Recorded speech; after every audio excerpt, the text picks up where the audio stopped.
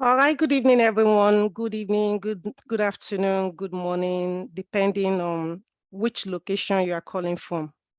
I'm super excited to be here this evening, and I'm quite sure you also are, because this is an opportunity for you to be empowered and for you to be able to develop yourself.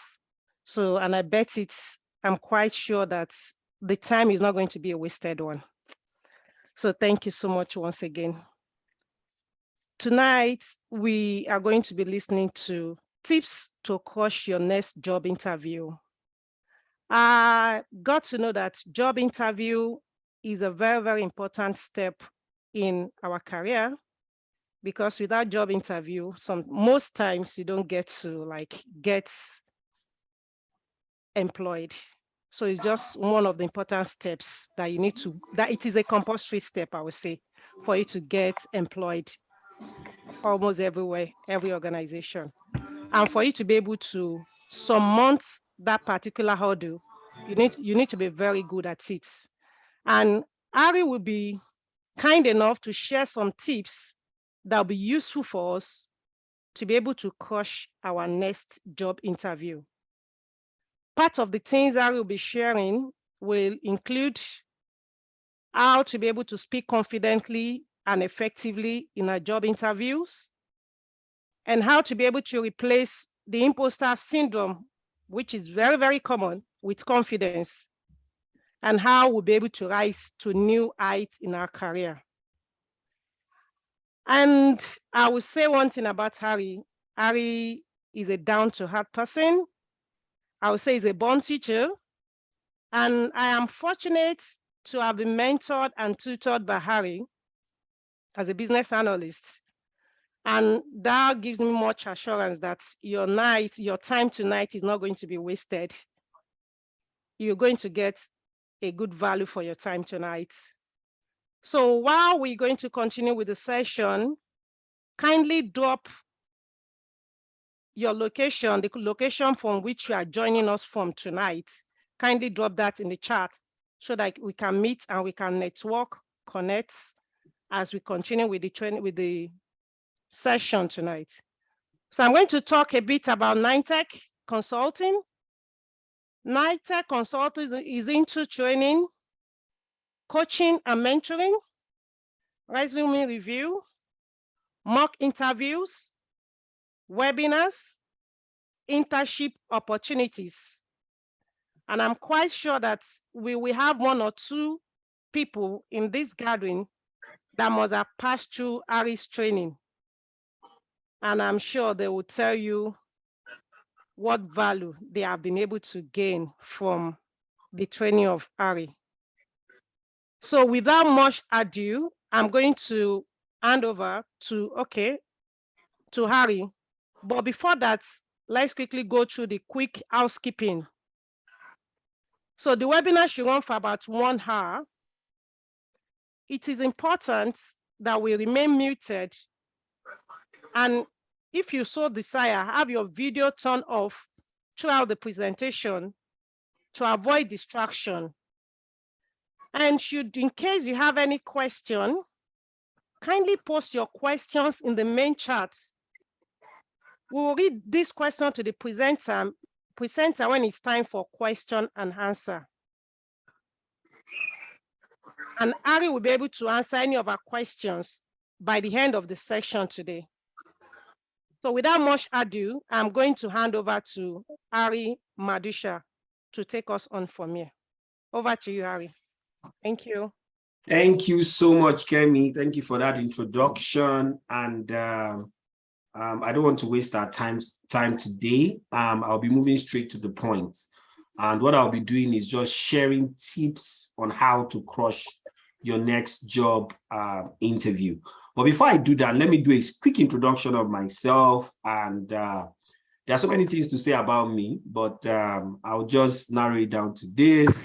You know, I have several certifications. Please, if you can mute yourself, that would be nice.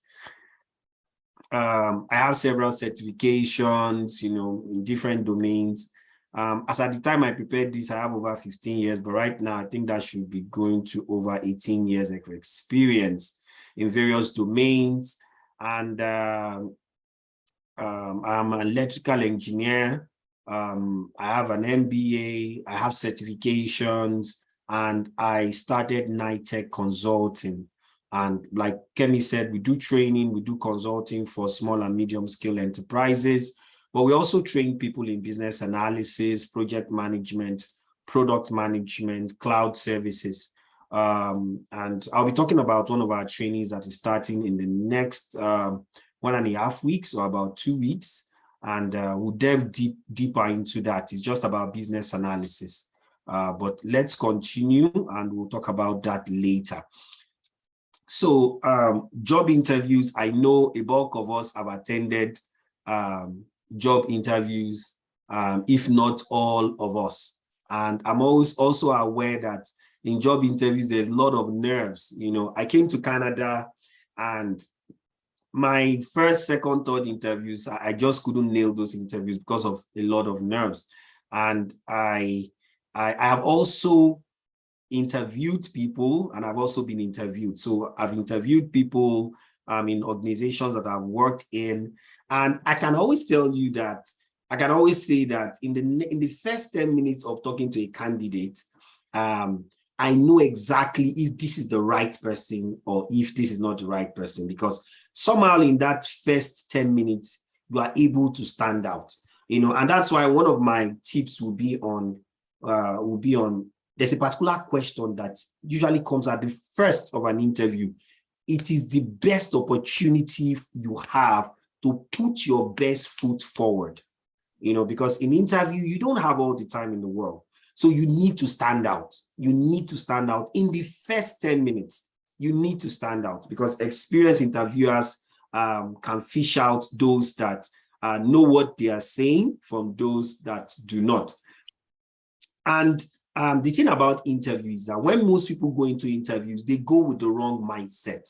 You know, they are not thinking exactly about, some people don't know, and they just go into that interview with all the nerves, or they go into the interview with, maybe they want to talk about their skills or they want to talk about qualifications. But I want to tell you that it's not about your skills. It is not about your qualifications. It is not about proving your worth. You know, it's not about those things, you know. So the wrong mindset would impact the way you approach interview questions. It will impact the way you answer your questions. It will impact, you might have all the skills in the world. You might know that particular job well, but with the wrong mindset, you know, you'll not be able to leave that mark, you know, and that mark that I'm talking about is to be memorable. Memorable. You see, the robots are not the ones interviewing, you know, they are human beings interviewing you, you know, and there's a form of emotion to interviews. You know, there are certain things you should say, certain ways that you should behave, certain ways that you should put your words that will make them remember you. Because at the end of the interview, when the panelists, because I've been there, I've interviewed a lot of people, when the panelists are sitting down, they are trying to discuss on your candidacy. You want to be able to leave that aftertaste that, yes, I am the right candidate. I am the best candidate for this job. I'm not saying be overconfident, but you need to be memorable. Make them remember you. Make them remember you. So like I said, it is not about your skills. It's not about your qualifications. It's not about proving your worth. It is about being memorable. Excuse me. And what that takes me to is that it takes me to 5 helpful tips. I want to go straight to the point. 5 helpful tips that I have tried out. You know, I have tried out myself as a candidate, and I've also seen other candidates try out when I interviewed them. And these are the things, you know, that, you know, make them stand out. The first thing is, which is the most important, is to master the act of storytelling. You must be a good storyteller.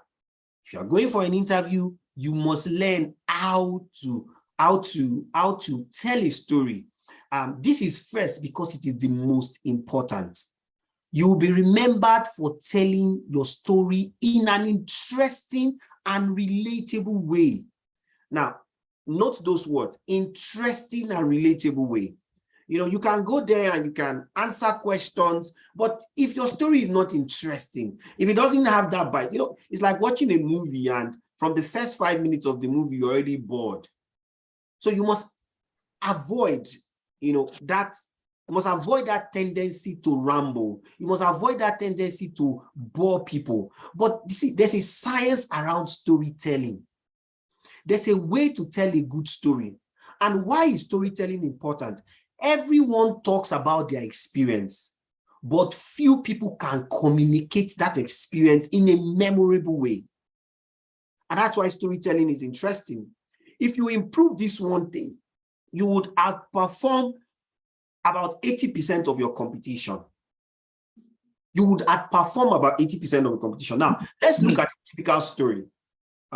Please, I just want to advise, if you can mute yourself, it will really help. I really will appreciate. Okay. Sorry. Please, if you can mute yourself, I really would appreciate. Okay. So this is just an okay. Kemi, please, can you raise your hands? Let me just, so I can find you. Sorry for the distraction, please. If you can raise your hand so I can find you, I'll make it. Oh, good.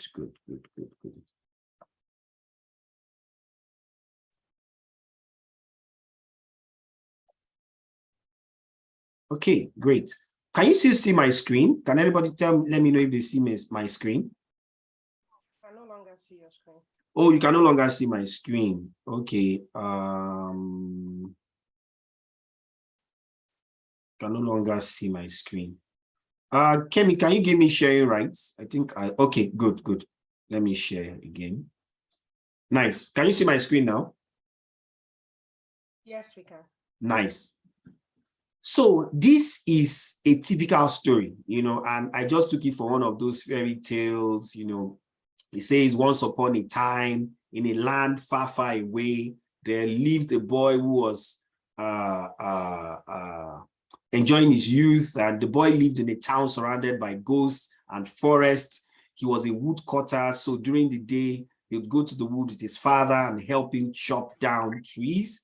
They would always make sure that there was another woodcutter around so that one could turn a standing guard. So if you look at this story, it's just a typical story that we tell. Maybe for those of you that remember Tales by Moonlight, you know, sounds something like that. Now, if you look at it carefully, I highlighted some things. Every good story has a time. Every good story has certain key players. Every good story has a location.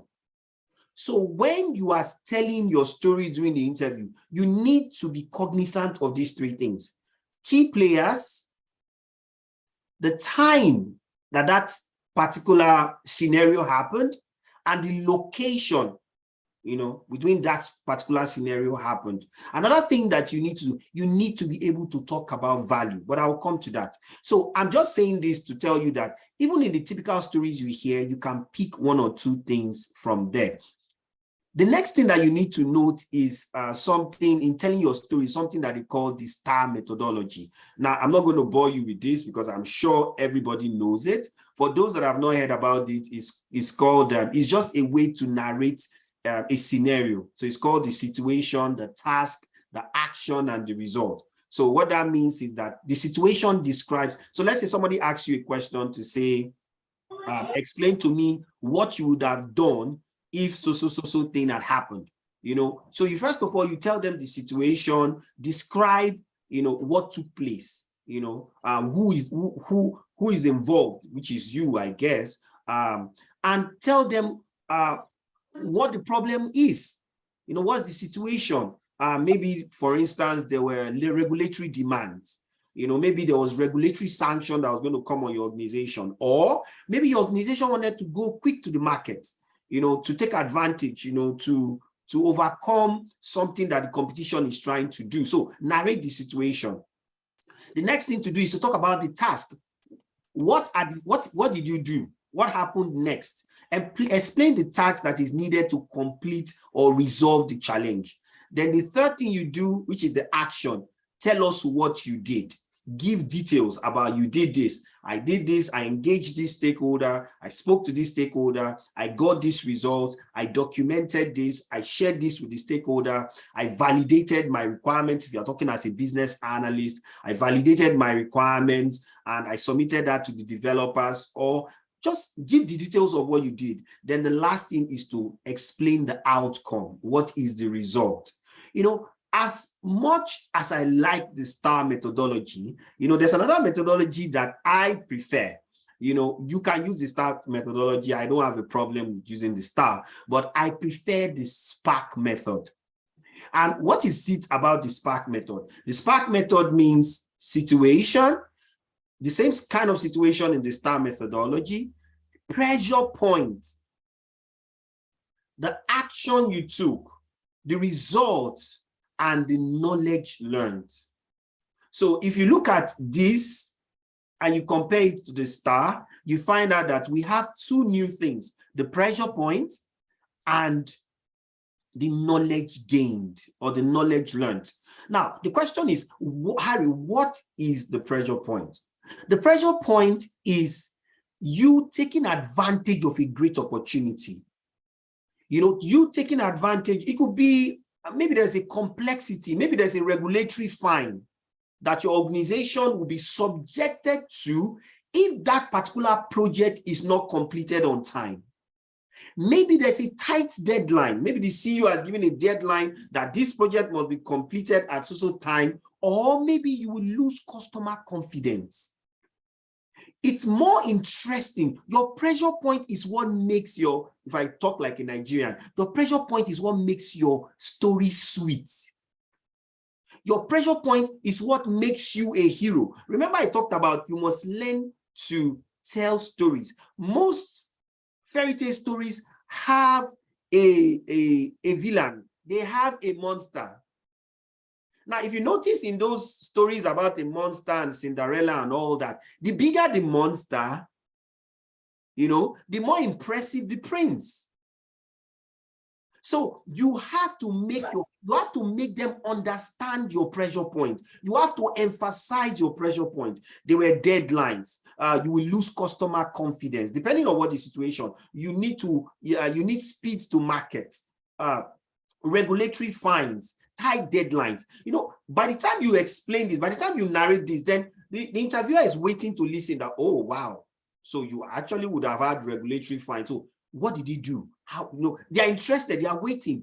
So how did you, you know, they are looking for that praise. They are looking for that, they want to see that action that you took. You are drawing them in. You are making them interested.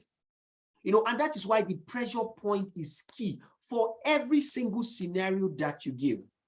I've talked about action. I've talked about results. The last thing, okay, maybe I should talk about the action. So the action is, what did I do to manage the pressure point? This is what I did. Maybe you can say, I did this. I rolled out 6 products in parallel. I delegated something to my colleague to do.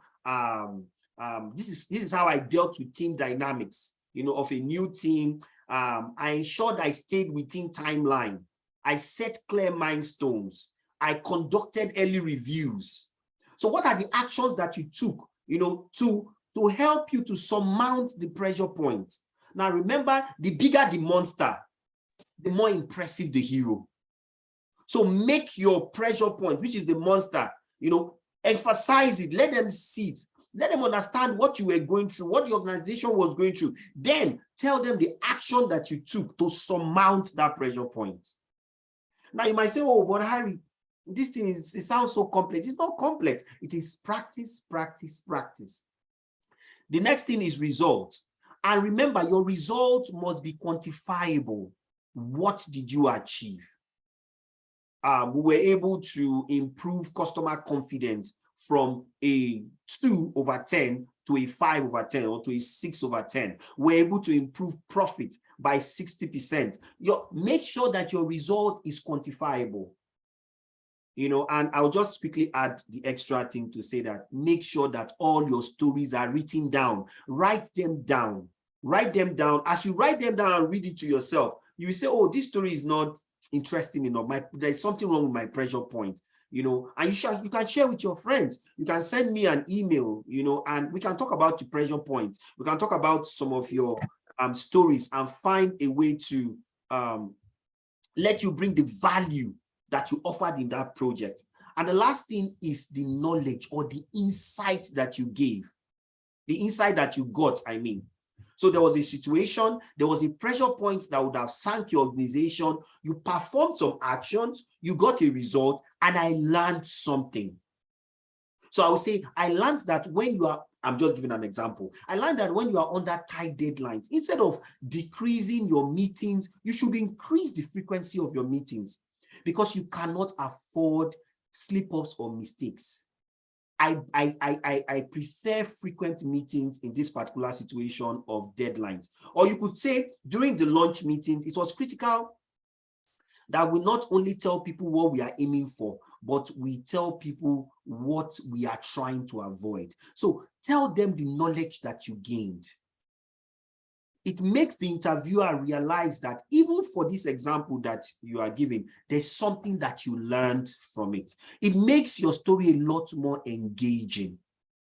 Okay, so let's move on. Before we continue, I've only talked about the first tip. I just quickly want to talk about the training that is coming up on the 17th of September. So we have a 9 weeks in NITEC, and I'm going to be taking that training with other trainers, and we are going to be talking about business analysis. And this training is for a complete novice. So let's say you say, oh, I don't know anything about business analysis, I've never heard about it. It's for complete novice. If you go to my LinkedIn, I did share some myths that some people have about business analysis. Someone once called me, say, oh, I think business analysis, to do it, you need to know mathematics. I was like, the same maths that you need to know to go to Walmart, it's almost the same maths that you need to do business analysis. There's nothing, you don't need a master's degree in mathematics or statistics to do business analysis. So this training is tailored for a novice or a beginner. You don't need technical skills to do business analysis. And some of the things that we offer is their live trainings. You work with developers. You would have post-training support. You'll be with the family even after the training is done. We'll help you with your resume review. We'll help you with interview preps. We'll give job referrals. And there are case studies that we are working on. So the project, the training is tailored towards practical business analysis. And one of the other things I want to share is that you also have an all-paid access to Scrum and Lean Six Sigma certifications. So these certifications are not certifications that you pay for. We have already paid for it, but you'll be able to write these certifications if you join us on this training. So now let's move to the next topic, or the next tip. The next tip is to become what? Be an investigator. Now you go for an interview, you go to you go for an interview, and while you are preparing for that interview, don't just apply and just go for the interview. You need to investigate that organization. It is critical. Search the internet, learn something about that organization. Go to LinkedIn, search about that organization, search about people that work in that organization. You can do that from LinkedIn, you can do it on Google, you can go to the web page of that particular organization. And I'm not just saying just go to the internet and start searching for information. No. Look for something that stands out, that you can talk about during the interview. Look for things that stands out, that makes it unique, that makes you know that makes the interviewers know that you are interested in this organization. Hiring managers love a candidate that talks about the research that they've done. A hiring manager, I'll repeat that again. Hiring managers love candidates that talk about the research that they've done regarding a particular company. Tell them your 3 favorite things that you've read about about this organization? Let them know. Tell them 3 favorite things that you've learned about the organization. So don't just go to the internet just to search for information. Make sure that they are valuable information that will pique the interest of the interviewers. Let's move on. The third tip that I'm going to share is you need to know how to answer that first question. And you ask me, Harry, what is that first question? That first question is, tell me about yourself. Please, please, I appreciate if you can mute. Sorry. Okay. The first question is, tell me about yourself. Now, almost every job interview you will go for, somebody is going to, usually, the first question revolves around that. Some people might not say, tell me about yourself, but it revolves around something like that. This question is the most important question in an interview. One thing I would ask that you resist the temptation to ramble. When you are saying just try and avoid that. And one way to avoid that is to practice. Now, what you should do in respect to this question, start with your strongest assets. What is your strongest asset? Your education and your core skills. Number 2, your experience over the years. Number 3, talk about the value that you will bring.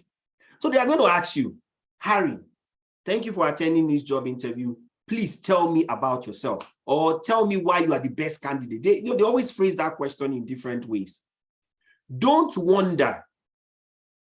Write the answer to this question. I'll give you tips. Don't give them a laundry list of skills. State specific skills that you have that have benefited others. Talk about your uniqueness. Like I said earlier, if you want to write down about, tell me about yourself, number 1 thing you should talk about is your education and your core skills. Number 2 thing you should talk about is your career history. How has your career, what has happened in your career over the years? Number 3 thing you should talk about is the value that you hope to bring to that team. Never forget to talk about the value you will bring. I will repeat those 3 things again. Number 1, talk about your education and core skills, relevant education and core skills. Number 2, talk about your career history. And lastly, talk about the value that you hope to bring to that particular education, to that particular organization. For your education and your core skills, start with your education. Let's say you have a bachelor's degree or a master's degree. Then talk about your certifications or subspecialties. Then after that, you now talk about your core skills. So for a business analyst, maybe I'll talk about myself.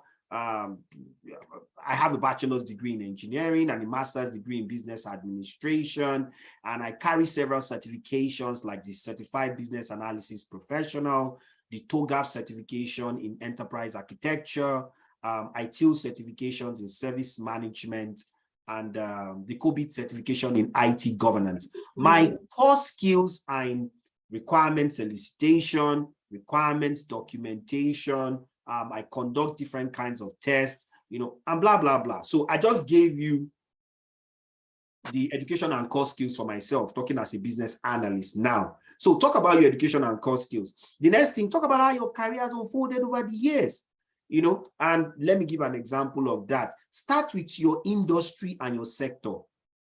Talk about the organizations that you've worked in.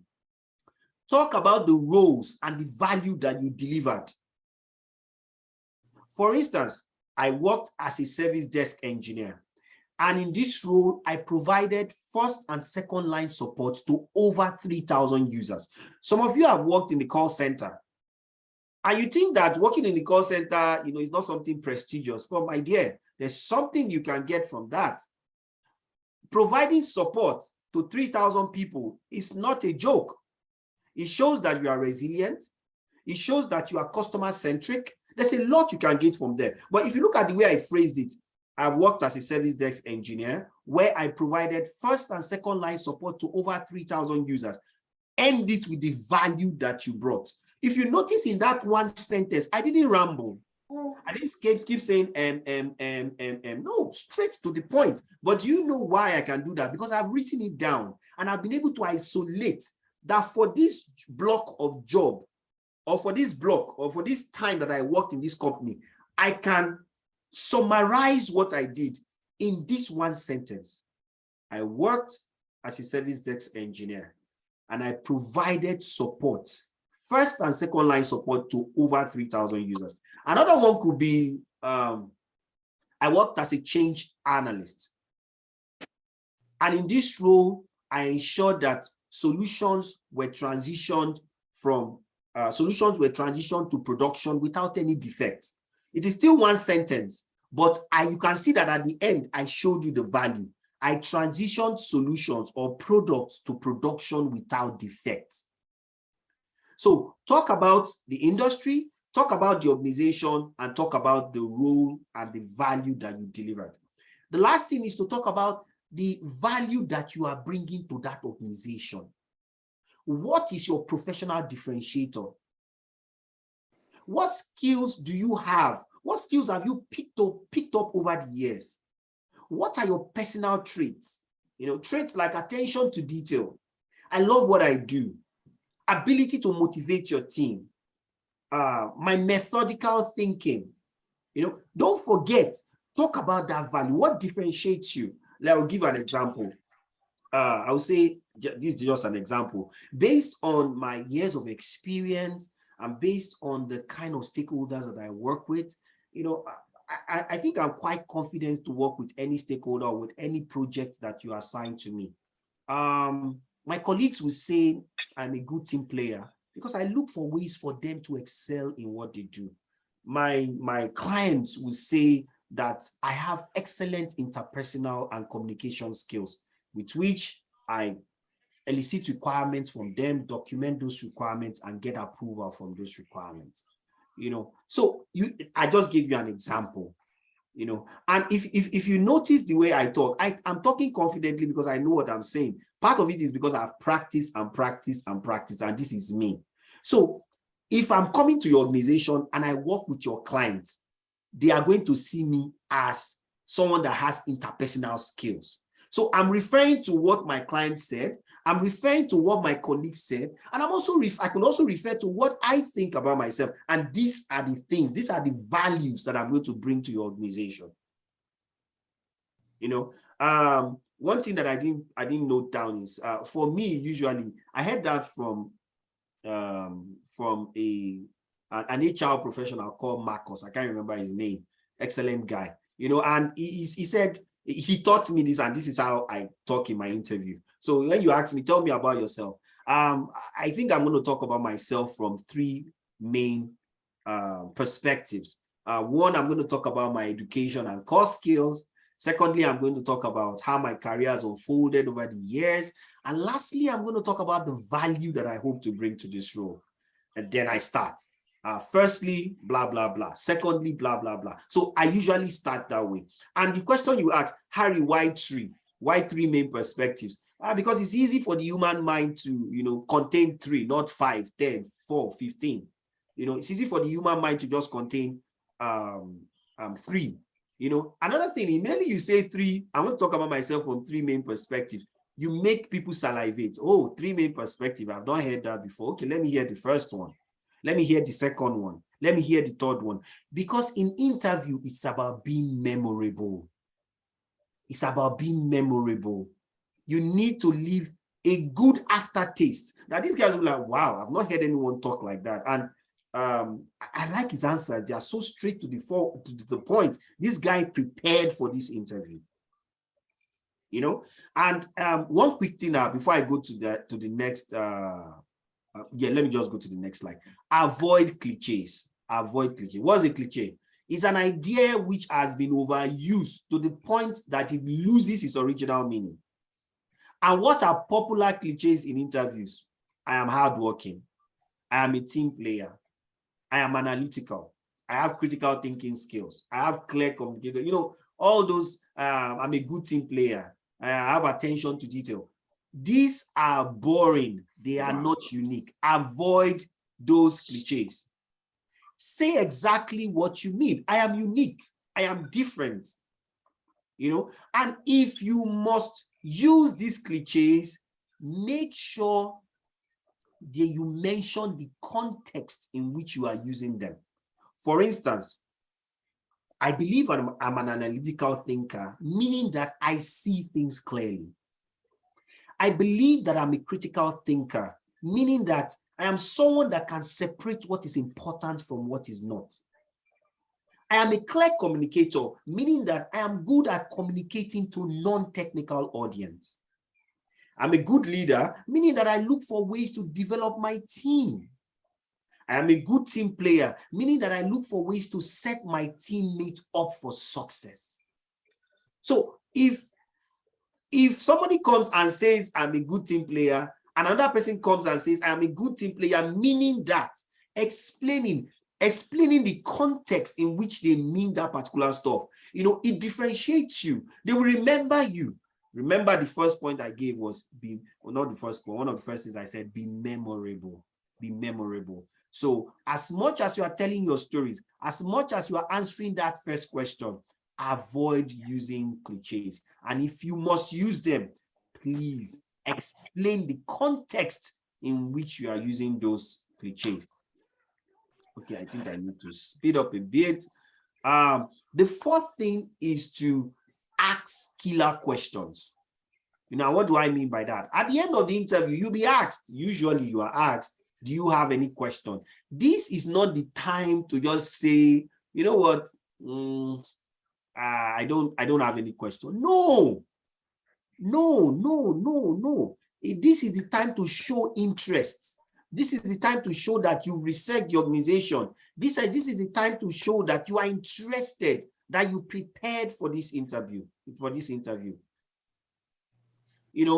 Some people will ask about turnaround time. Some people will ask about training. Some people will ask about salary. But I really do not advise that you talk about those things. Turnaround time. You can talk. Yeah, there are better questions.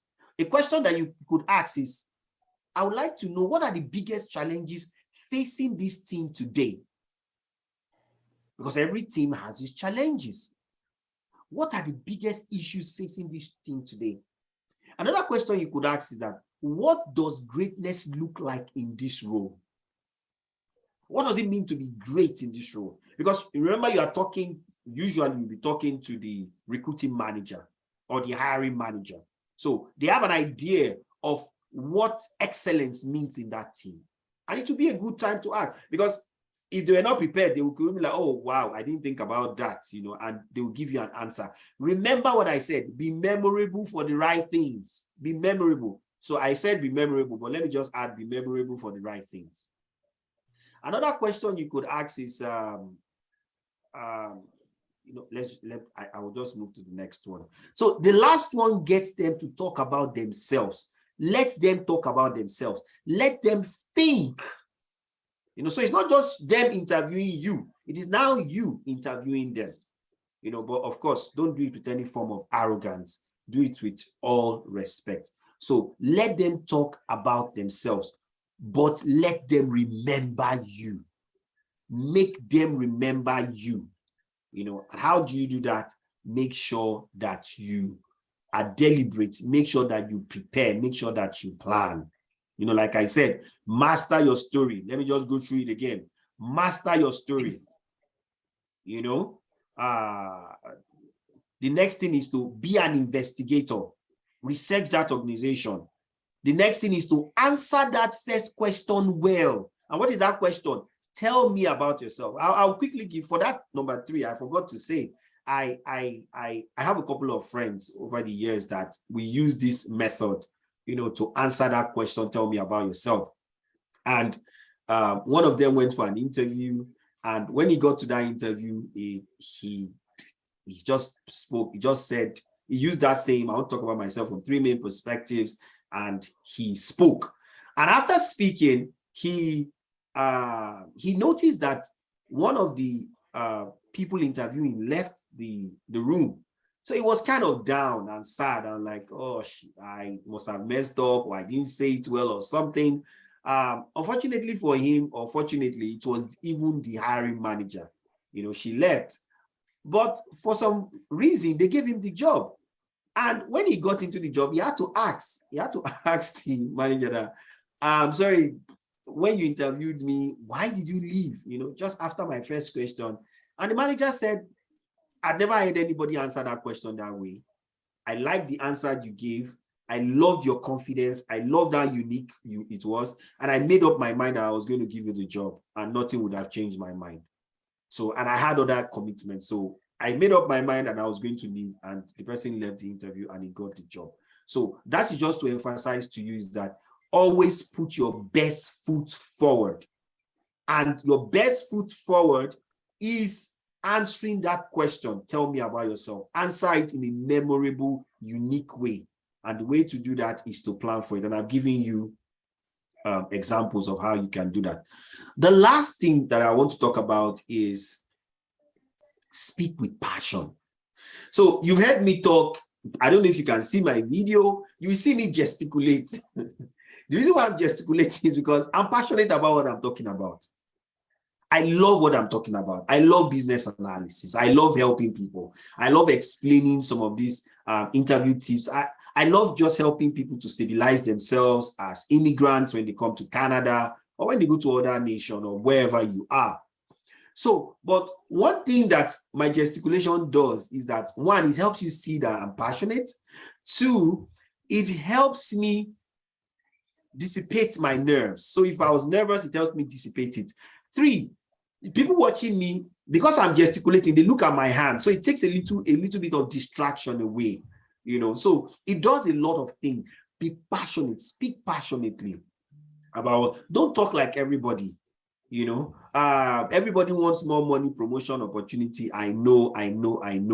But managers love candidates who know what they are passionate about.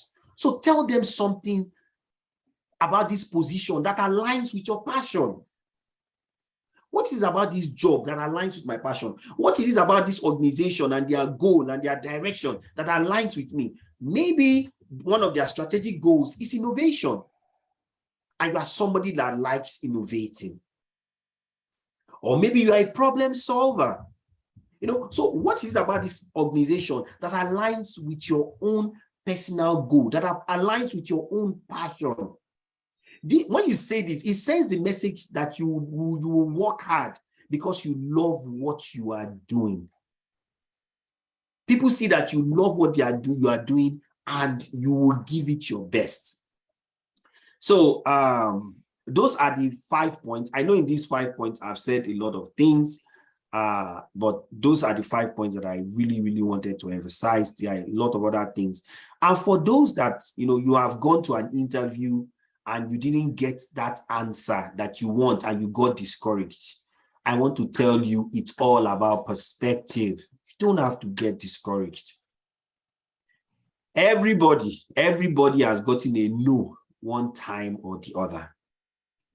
Like this quote is saying, if you fail, never give up, because fail means first attempt in learning. Don't give up. The end is not the end. In fact, the end means effort never dies. And if you get no as an answer, remember no means next opportunity.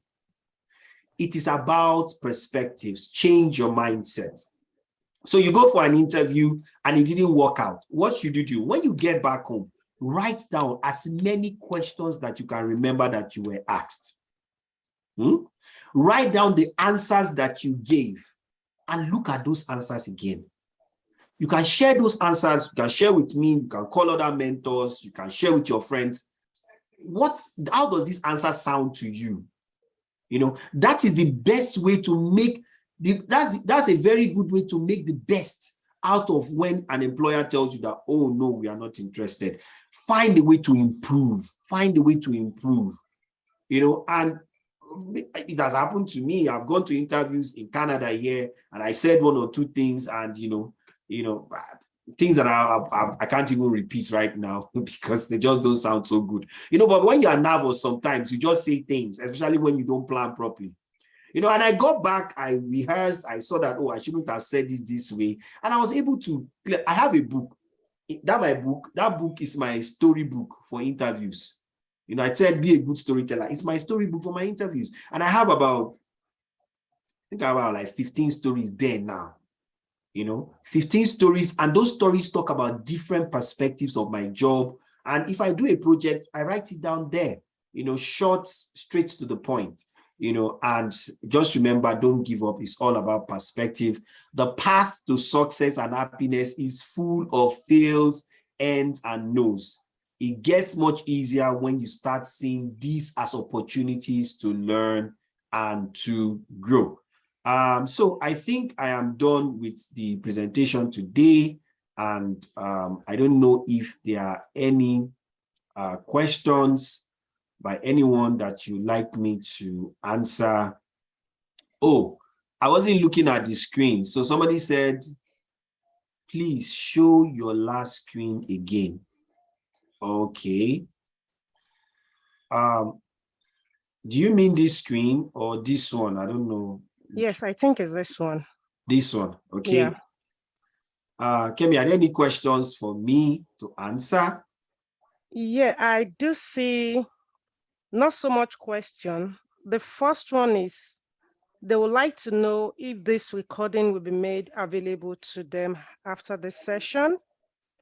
Yeah, it will be uploaded on YouTube. So you just have to give me some time to get that uploaded on YouTube. Yes. Okay, thank you. Then let me see if there's any other question. Yeah, I think that's just the only question I have here. They would like to know when the recording session will be available. And yeah, please, if you have any question, kindly probably raise your hand if you'd like to Yeah, ask it. there's one question. Okay. It says, how should I approach a question that I don't know to answer? Say I have not had the experience. Okay, for questions that you have not answered, number one, don't say, I don't know that question, I don't have an answer, and you keep quiet, But the other side of that is also to be sincere, So I'm looking for a question. Someone asked me and say, Harry, what would you have done in so situation? I can say, thank you for that question. Now, don't keep saying thank you for that question if you have said it before, but I'm just assuming this is the first one of the few times that I'm going to say it. Thank you for that question. I've really not found myself in this situation. If I had to find myself in this situation, this is what I would have done. This is how I would have approached it. So I'm letting you know that I've not found myself in that situation, or I've not worked with that particular technology or with that particular tool. But you can compare it to something else that you've done before that is related. I've worked with this other tool. I've not worked with Tableau, but I've worked with Power BI. I have not found myself in this situation, but if I found myself in this situation, this is how I believe I'm going to approach it. And you give them an example. The example is something relatable to what you've done, but never say, I have not heard this question before, I don't know what to say, and you just keep quiet.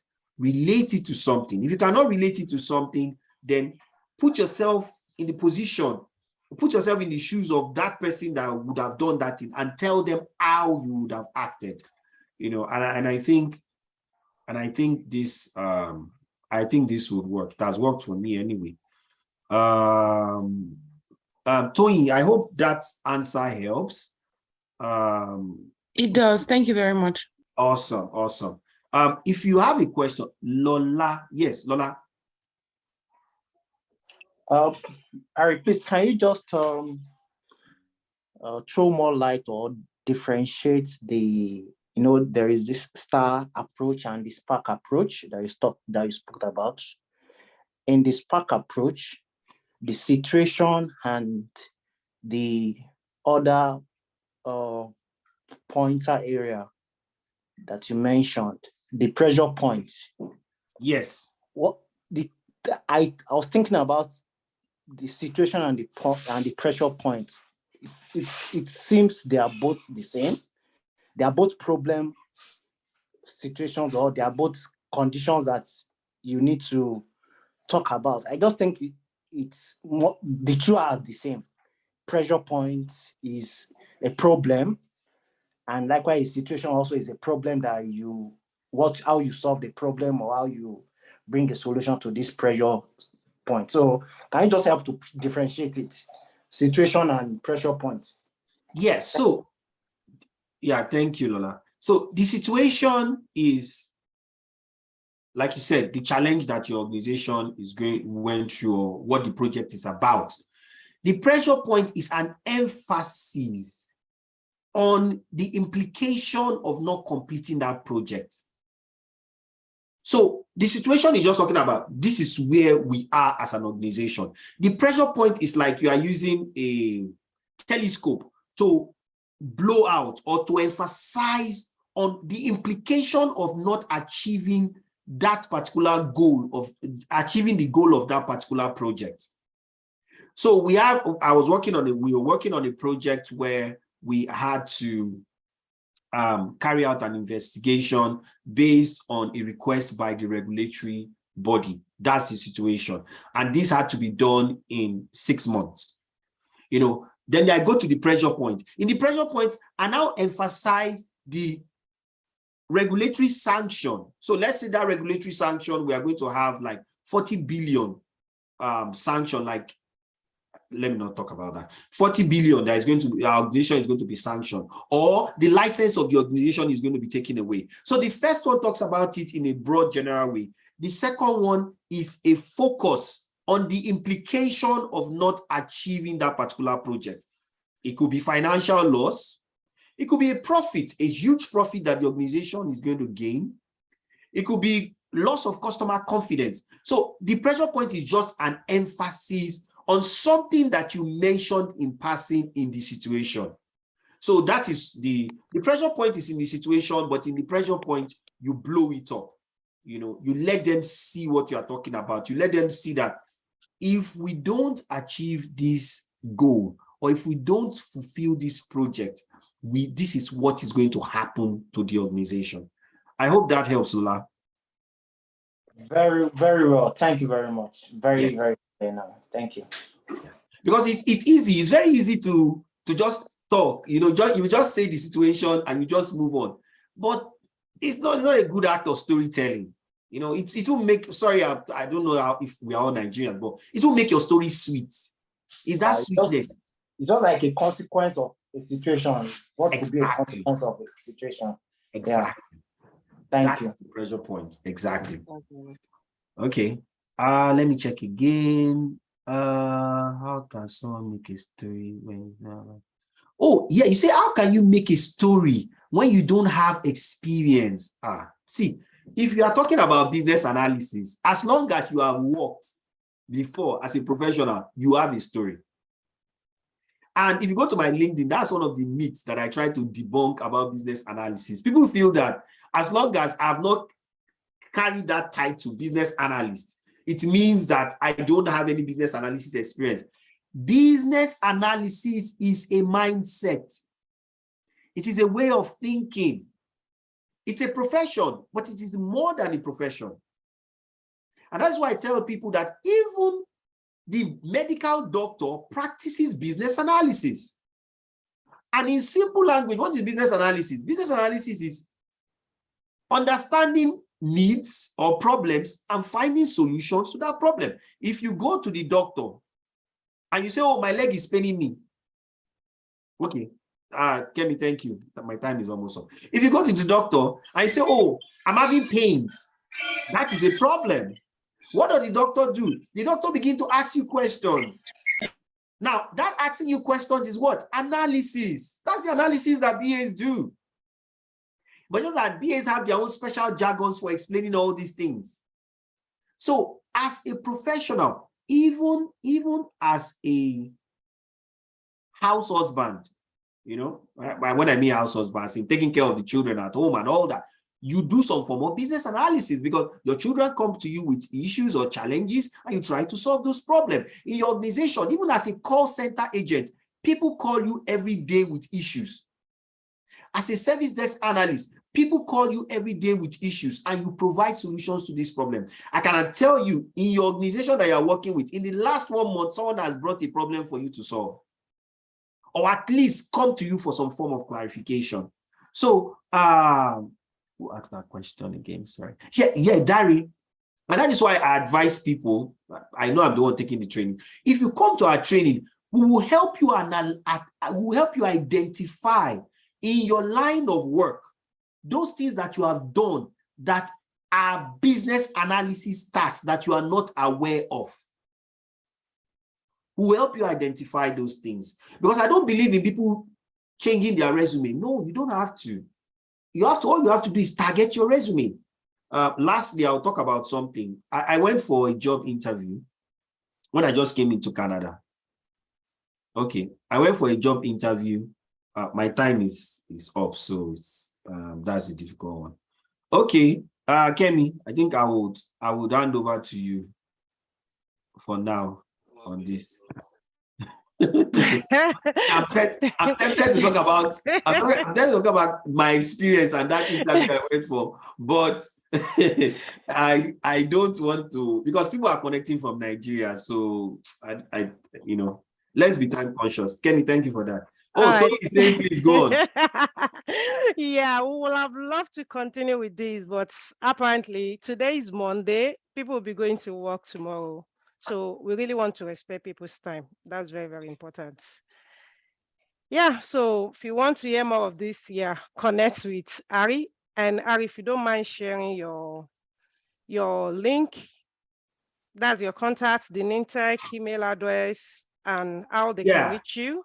Yes, the NITEC email is info@nitec.ca. You can see my full name. So if you go on LinkedIn, you will see NITEC Consulting. You can also search for my name. So I am called Harry the BA Priest, so you'd see a lot about me. And if you're interested in the training, please, you can put your email down in the chat quickly and we'll send you information that you will need for the training. Yeah. All right, thank you so much. So if you need any further information, kindly send a mail to info@nitec.com, right? Or yes, .ca. info@nitec.ca. Sorry, not .com. So info@nitec.ca. All right. So that will be all for tonight. I believe we all have gotten value for our time. It is not a wasted time. Just as I am, my note is already filled up. I've learned a lot tonight. And I believe every other person have done the same thing. So I just want to appreciate you once again for taking time to be a part of this session. And do be on the watch out for many more of this. So Ari said this is going to be available on the YouTube link. So Ari, do you mind telling us giving us a link to the YouTube so that people can connect after to have a rewatch of this particular session? Do you want to share that now? Yeah, so before I talk about that, I just want to say, if you are not in our mailing list, please be on our mailing list, because in the mailing list, you are going to get the email for the YouTube, okay. So be on our mailing list. If you can quickly type it on the chat, I'll make a collation of it, but please be on our mailing list so that you can get not just the YouTube link, but also our newsletters, because we have a lot of webinars that are coming up. Kemi is going to be doing a webinar, a data-related webinar soon. So we'll have a lot of these things coming out. So be on the lookout. So if you can quickly drop your email address, if you're not part of the mailing list, kindly drop your email address in this section. So Ari is going to make a collation of that and have that sent out to you as an email. Okay, so I'll just give like 1 or 2 minutes for us to quickly do that before we call it a night or a afternoon, depending on where you're joining us from. I believe it's been a worthwhile session, a wonderful one for that matter, because it's a value-adding one. And it has really empowered so many people tonight. Thank you, Jesse. Thank you. Kemi, can we have a picture if everybody can, turn on their video if they don't Okay. mind? So if you don't mind having a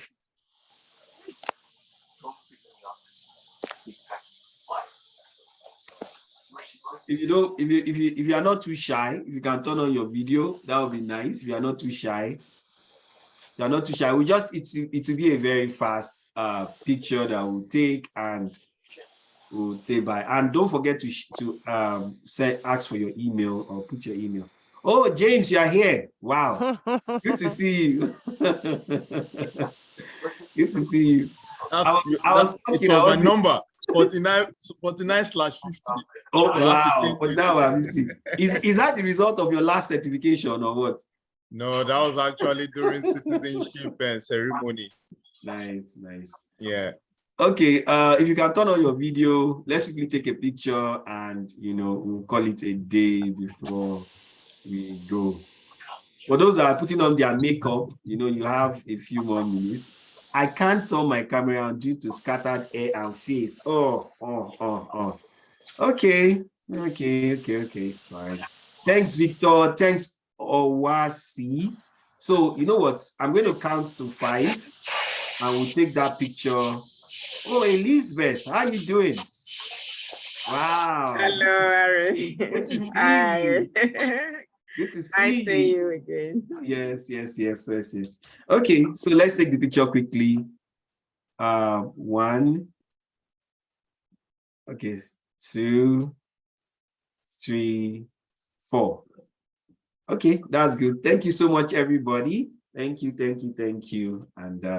Kemi, thank you so much. Thank you so much, everyone, once again. Really appreciate your time and do have a lovely week. Thank you. You too. Great presentation. Thank you very much. Thank you, everyone. Bye for now. Bye.